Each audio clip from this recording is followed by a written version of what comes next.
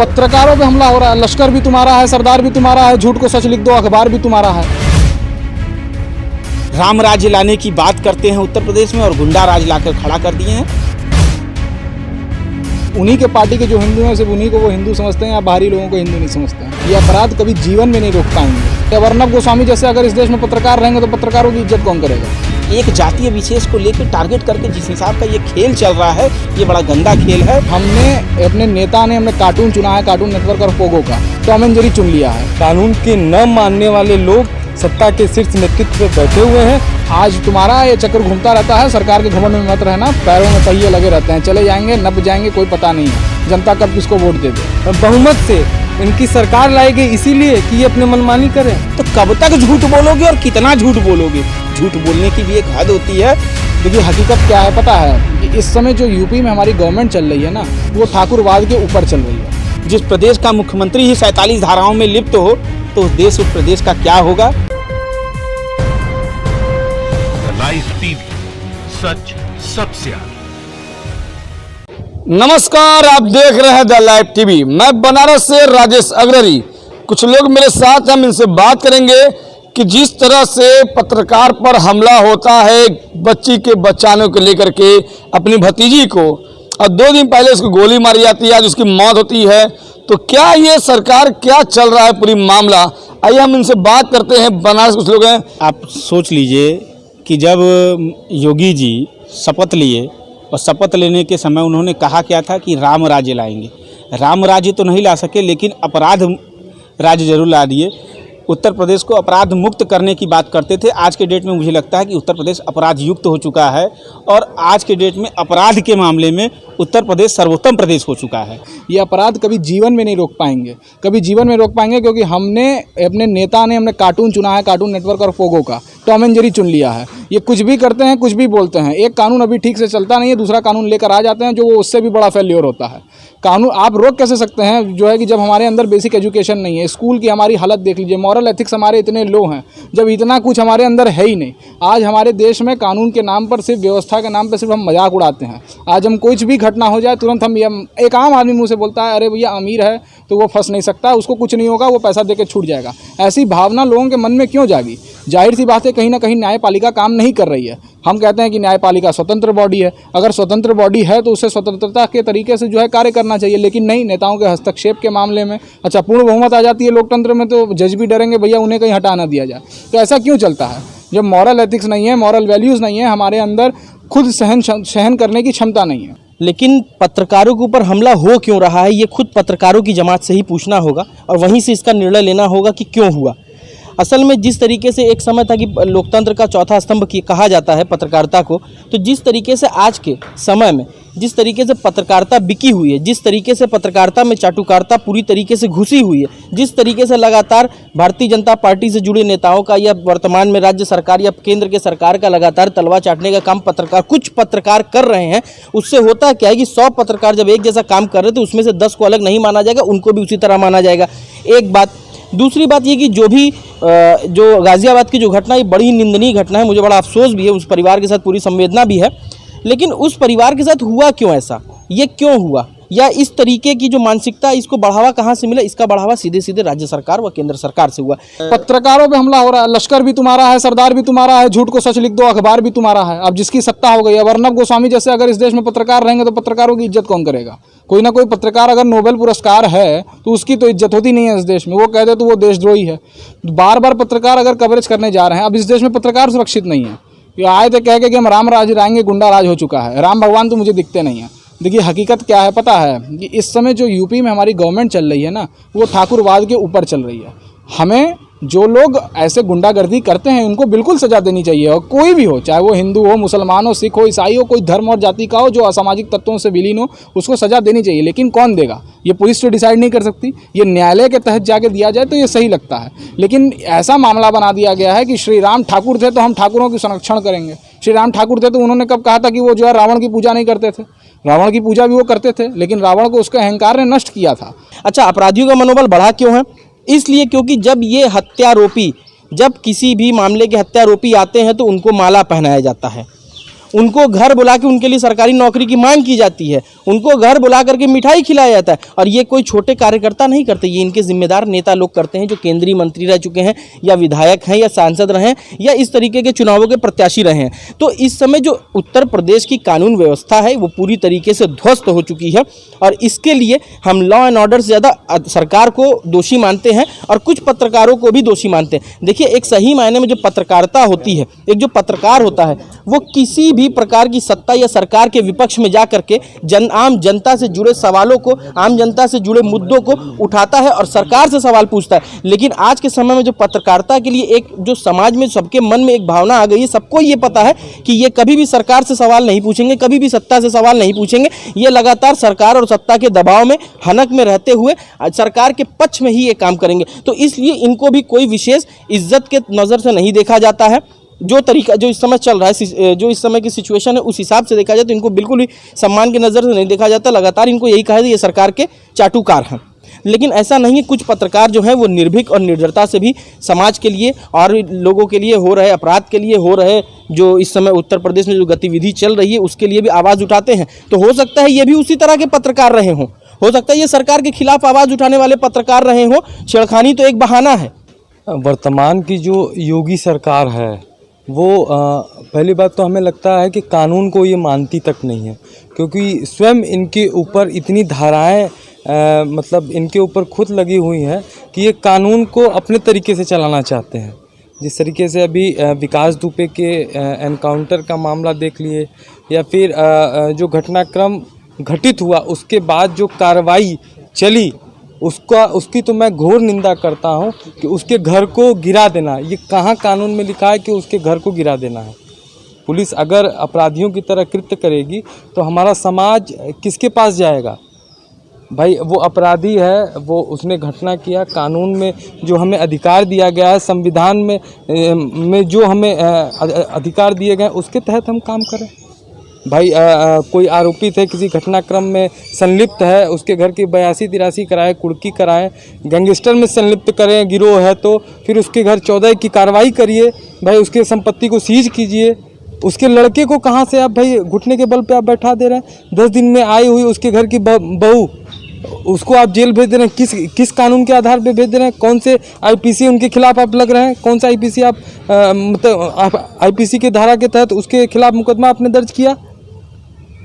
तो कहीं न कहीं कानून के न मानने वाले लोग सत्ता के शीर्ष नेतृत्व पे बैठे हुए हैं और इनके अनुयायी जो इनको मानते हैं वो कहीं न कहीं अभी आप कल सोशल मीडिया के माध्यम से पता चला कि भाजपा के नेता अपहरण में संलिप्त पाए गए हैं। उनके फोटोग्राफ्स मतलब मुख्यमंत्री योगी के साथ और प्रदेश के विभिन्न मंत्रियों के साथ उनके फोटोग्राफ्स हैं। तो कहीं न कहीं इसमें उत्तर प्रदेश सरकार की संलिप्तता है। विकास दुबे तब ही अपराध किया जब इनका सरकार था। लखनऊ में परसों की नरसों घटना है, 2 महिलाएं सीएम आवास के सामने आग लगा लेती हैं अपने आप को, और अब वो कहाँ हैं स्मृति ईरानी जी, अमेठी की सांसद। अब वो स्मृति ईरानी जी कहीं दिख नहीं रही हैं। वही स्मृति ईरानी जी थी कि पिछली सरकारों के खिलाफ धरने पे बैठ जाया करती थी, प्रधानमंत्री को चूड़ियाँ भेजा करती थी, मुख्यमंत्री को बोला करती थी। और 2017 के पहले हमारे ही प्रधानमंत्री मोदी जी का यही बयान आया करता था कि उत्तर प्रदेश में अपराध चरम पर है। और आज की वर्तमान सरकार में अपराध के इस स्तर पे माननीय मोदी जी का कोई बयान नहीं आ रहा। और अभी अखबार के माध्यम से एक कॉलम लिखा हुआ हमने देखा जिसमें मोदी जी ने कहा कि हमने 150 देशों को मदद की कोरोना में।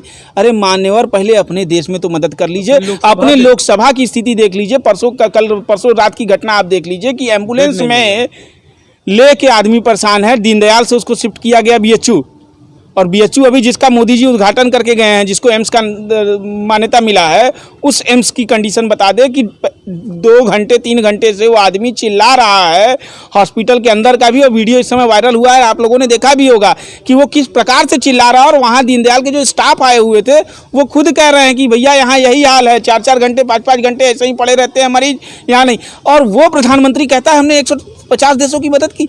तो कब तक झूठ बोलोगे और कितना झूठ बोलोगे? लेकिन मैं खुद एक भाजपा का कार्यकर्ता रहा हूं और भाजपा के लिए मैंने झंडे उठाए और आरएसएस में भी मेरा रेगुलर जाना रहता था। मोहन भागवत जी से भी मुलाकात हुई, ठीक है ना। तो आरएसएस का जो एक मुख्य एजेंडा है जो कि हमें देश को हिंदूवादी बनाना है। अच्छी बात है अगर आप हिंदुओं का संरक्षण करना चाहते हैं, लेकिन ये भी बता दें कि हिंदुओं का संरक्षण सिर्फ कैसे किया जाता है? सिर्फ उनको बदनाम करके किया जाता है, या कुछ उन्हीं के पार्टी के जो हिंदू हैं सिर्फ उन्हीं को वो हिंदू समझते हैं, या बाहरी लोगों को हिंदू नहीं समझते हैं? ये कहीं न कहीं गुंडा राज को एकदम प्रदर्शित करता है, जिसमें अपराधियों को संरक्षण दे करके अवैध खनन कराया जा रहा है, अवैध संपत्तियों को अधिग्रहण कराया जा रहा है, लूट लपेट जो योगी सरकार में जो मंत्री विधायक और इनके जो नेता हैं वह आम जनमानस जो अपने रोज़मर्रा की ज़िंदगी में परेशान है, उनके घर, उनके ज़मीन, उनकी संपत्ति उनसे लूट कर रही है। उसमें ये सबसे बड़ा यह उदाहरण है कि अपनी मांग को लेकर के ये दो मुस्लिम महिलाएं जब अपने मुख्यमंत्री से मिलने की कोशिश किए तो उनको मिलने नहीं दिया गया। तो उसमें कहीं ना कहीं ये सिद्ध होता है कि उन अपराधियों को मुख्यमंत्री का संरक्षण है। और जिस तरह से लॉ एंड ऑर्डर यहाँ डिस्टर्ब हो चुकी है, आप देख सकते हैं कि गाज़ियाबाद में जिस तरह से विक्रम जोशी जी की को अपने भतीजी के साथ उनके छेड़खानी का मामला हुआ और कुछ मनबढ़ लोगों के द्वारा गोली चला दी गई और आज उनकी मौत हो गई। और आप विकास दुबे का ही मैटर देख लीजिए, आज प्रशासन किस तरह से बैकफुट पे जा चुकी है। आप सोचिए कि पोस्टमार्टम रिपोर्ट ये तय करता है कि दूरी क्या होनी चाहिए गोली की, उस दूरी को नहीं दर्शाया गया। ये ज़रूर दिखाया गया कि उनके शरीर में जो गोली लगी है वो शरीर को आर पार कर गई। तो शरीर को आर पार कर गई, जब प्रशासन ये कह रही थी कि विकास दुबे भाग रहा था और उसे गोली मारी गई थी, तो भागते हुए आदमी को अगर हम गोली मारेंगे वो भी 9mm की पिस्टल से, तो वो गोली शरीर के पार नहीं जाएगी। जब भी वो गोली मारी गई है वो नज़दीक से गोली मारी गई है। और इस तरह की कई घटनाएँ हैं। एक तरह से आप देखिए तो अपराध मुक्त प्रदेश तो नहीं, अपराध युक्त प्रदेश होता चला गया है। और दूसरे की क्या बोला जाए, स्वयं मुख्यमंत्री के ऊपर जब 47 धाराएं हैं और वो मुख्यमंत्री बात करे कि मैं अपराध मुक्त प्रदेश बनाऊंगा, तो ऐसे मुख्यमंत्री से अपराध मुक्त प्रदेश की बात ही एक तरह से ओछी हरकत की तरह लग रही है। अपने आप को जो साबित करना चाह रहे हैं कि हम एक सच्चे हैं, राष्ट्रवादी हैं, ये राष्ट्रवादिता और ये सच्चापन, ये चीज़ें कहीं ना कहीं अब बेमानी साबित होती जा रही हैं। अपराध एकदम चरम पे है। अभी आजमगढ़ की घटना देख लीजिए, सुल्तानपुर में देख लीजिए, जिस हिसाब से सपा नेता जो थे उनकी हत्या हुई, कमलेश जी की हत्या हुई इलाहाबाद में। तो अपराध का जो स्थिति, और ख़ास करके इनके शासनकाल में अभी तक 368 ब्राह्मणों की जो हत्या हुई है, उससे एक तरह से ये स्पष्ट हो चुका है कि भारतीय जनता पार्टी का, इनका ग्राफ उठा के देख लीजिए, जब से ये मुख्यमंत्री बने हैं 3 जातियों के ऊपर खास करके टारगेट किया, दलित, पिछड़ी और मुसलमान। इन तीनों पे टारगेट करके ये कर रहे हैं। और जिस प्रकार से अभी हमने एक फेसबुक पे पोस्ट डाला था, जिस पोस्ट पे कुछ लोगों को नागवारा लगा मेरा पोस्ट, कि विजय मिश्रा के ऊपर गुंडा एक्ट के तहत कार्रवाई की गई। हमने लिखा कि विजय मिश्रा के ऊपर गुंडा एक्ट के तहत कार्रवाई की गई, ये ब्राह्मणद्रोही सरकार है। तो आज हमने एक ऐसा माहौल बना दिया है, भैया ठाकुरों की सरकार है तो ठाकुर, कल को यादव जी आएंगे तो यादव, कल को मुसलमान कोई आएगा तो कांग्रेस है तो मुसलमान से जोड़ दिया जाता है। हमें ये देखना होगा कि हमें न्यायपालिका को मजबूत करना होगा। जहाँ तक रही बात पत्रकार के हत्या की, तो पत्रकार ने जब पहले ही ये बात जो है गाज़ियाबाद पुलिस को लिखवाई थी, रिपोर्ट दर्ज कराया था कि हमें उसकी भतीजी, शायद उसकी बेटी को छेड़ने की कोशिश की गई है, परेशान किया जा रहा है, तो वहाँ की पुलिस क्यों मुंह बंद करके बैठी रही? सिर्फ एग्ज़ाम पास करके ट्रेनिंग कर देने से एक अच्छा पुलिस वाला पैदा नहीं होगा। हर व्यक्ति के अंदर मॉरल एथिक्स की बहुत ज़रूरत होती है, हर व्यक्ति के अंदर होती है। मेरे अंदर खुद अगर कमी है तो हमें उसे जगाना होगा। और ये सब बदलाव तभी हो सकता है जब हम बेसिक स्ट्रक्चर में बदलाव करेंगे, बेसिक एजुकेशन में बदलाव करेंगे।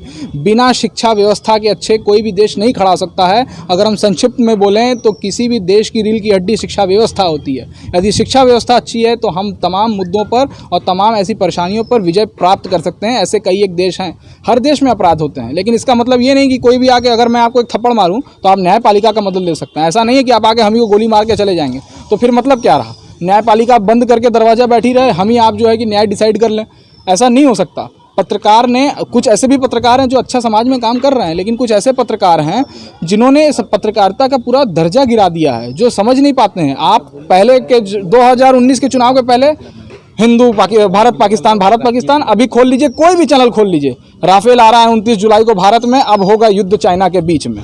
ये मतलब नहीं ना है, हम युद्ध करने के लिए उकसा रहे हैं। जब कोई बात बैठ के जो है सुलझाई जा सकती है तो युद्ध क्यों हो रहा है? गांधी के देश में अगर कोई पत्रकार टीवी चैनल पे बैठ के ये कहे कि हाँ अब युद्ध हो जाएगा, अब युद्ध हो जाएगा, तो गांधी एक अहिंसात्मक व्यक्ति के पद्धति से उन्होंने जीत दिलाई। खाली गांधी नहीं थे, गांधी के साथ 7.5 लोग 8 लाख लोग मिले हुए थे। लेकिन फिर ऐसा क्यों हुआ कि गांधी के देश में आज हमेशा जो है कि मारने पीटने की बात हम लोग करते रहते हैं? कुछ पत्रकारों ने अपने से दर्जा गिरा दिया, इसीलिए आज गुंडे लोग भी समझ गए कि भैया पत्रकार है तो कोई ना कोई नेता का चाटुकार होगा, ठोक दो, सीधे से ठोक दो। एक ज़माने में पत्रकार जब अटल जी रहते थे तो पत्रकारों की बड़ी इज्जत होती थी, क्योंकि वो पूर्व पत्रकार वो भी थे, तो पत्रकारों से लोग डरते भी थे। एक समय ऐसा भी था जब नेहरू जी थे तो पत्रकारों से डरते थे। एक समय तो राम मनोहर लोहिया थे, जब उन्होंने पत्रकार से बोला था कि जीवित इंसान कभी जो है 5 साल के लिए वेट नहीं करता है, जीवित प्राणी जो होता। तो एक पत्रकार की एक हस्ती रही, समाज में रही। जॉर्ज ऑरवेल ले लीजिए, बिहार से 1902 में जन्मे, उन्होंने कितनी अच्छी बात कही थी अपने जो है कि 1982 के जो उन्होंने किताब लिखी, उन्होंने इतनी अच्छी अच्छी बातें उसमें लिखी। आज वो हो रहा है, तो ऐसा नहीं है, समाज ने बहुत अच्छे पत्रकार भी दिए और आज भी हैं पत्रकार, और इसको हिंदी पत्रकारिता में सामने जो है कि दिखाया जाए कि कैसे उन्होंने सुशासन को बढ़ावा दिया। यदि नहीं करेंगे तो भैया आज तुम्हारा ये चक्कर घूमता रहता है। सरकार के घमंड में मत रहना, पैरों में पहिए लगे रहते हैं, चले जाएंगे नब जाएंगे, कोई पता नहीं है जनता कब किसको वोट दे दे। काफ़ी आक्रोश है, पत्रकारों पर हमला हो चाहे किसी भी तरह का हमला हो, मगर ये लोग बहुत नाराजगी जता रहे हैं। द लाइव टीवी के लिए वाराणसी से राजेश अग्ररी। लाइव टीवी, सच सबसे आगे।